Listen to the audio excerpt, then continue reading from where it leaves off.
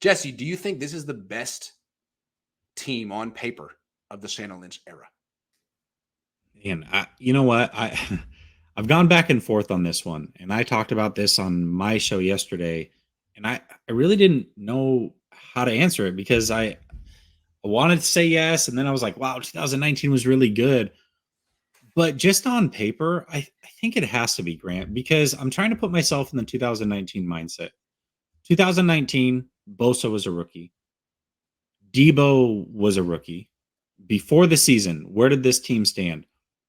We didn't know what we were going to get from those guys. We thought they were talented, but we didn't know how great they would be ultimately.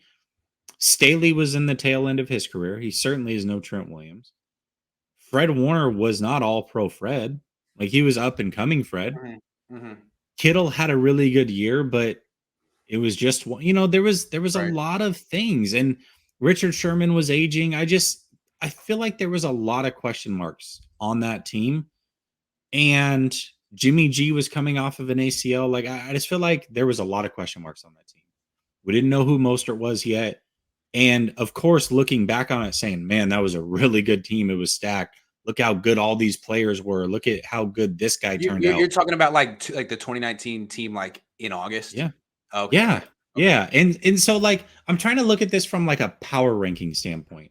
Like if I was in a power rank this team versus every other team that the 49ers have had in the Shanahan Lynch era, power ranking them preseason, where would I put this team in this roster? I think I would have to say it is the best because the secondary stout, we know the linebackers are established. We know what Nick Bosa is. We know that Trent Williams is the best left tackle in the game.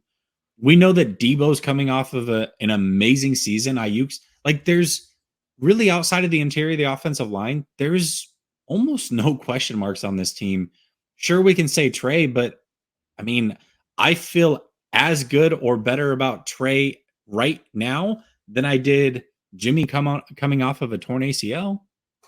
So I think it is the best team on paper. Okay. I, I disagree, but you made some good points. Let me see three big guys they don't have anymore. They lost. First of all, Buckner. That's a big loss. Mm-hmm. Also on I agree. offense, Lake and Tomlinson, Weston Richburg. Those are three losses. Those were three good players entering that season. And now, like, you've definitely downgraded at all three spots. You have upgraded at quarterback, though. I mean, you've upgraded at wide receiver. But the offensive line, not having like this team doesn't have a starting center. I don't think they have a starting center. They may get one, like the 2019 they got Emmanuel Sanders. That team went into week one with Marquise Goodwin and Dante Pettis getting all the starting reps in camp. Like they had to figure it out.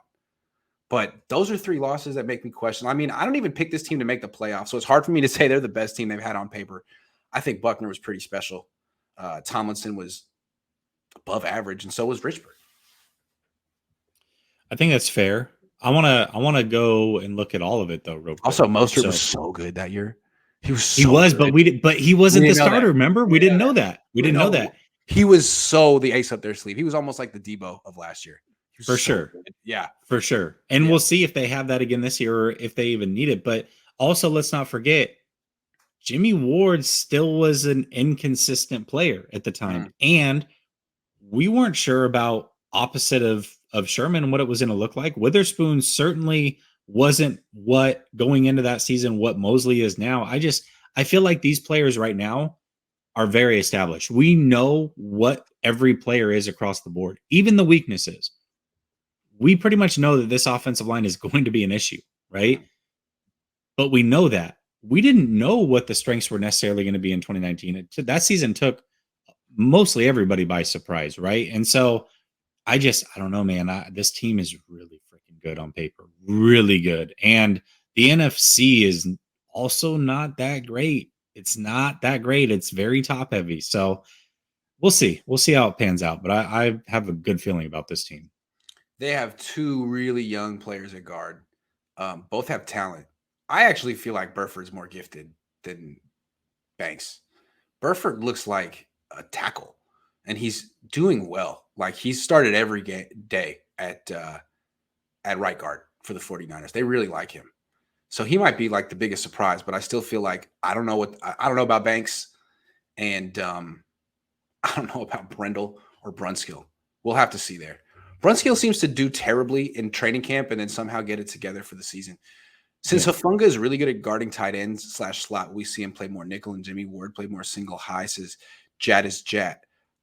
Is he really good at covering? I don't know about that. I'm not sure about that. What's funny is that Hufanga didn't even start today. Moore did. My guy Moore. I've been Yeah. trying to say all offseason he was going to be the starter. Nobody believed me. No. People I think I assume Hufanga was like getting that job, no questions asked, but because he was getting all the reps and minicamp and stuff. But Moore was coming off an injury, and they've been real slow with him. And as he gets healthier and healthier, I mean, he's such a better athlete than Hufanga. And if he can like tackle well enough, I mean, he plays special teams. He does tackle. It's not that he's afraid of contact. He just has taken bad angles in the past. So we'll see. He obviously gives you more in coverage than Hufanga does.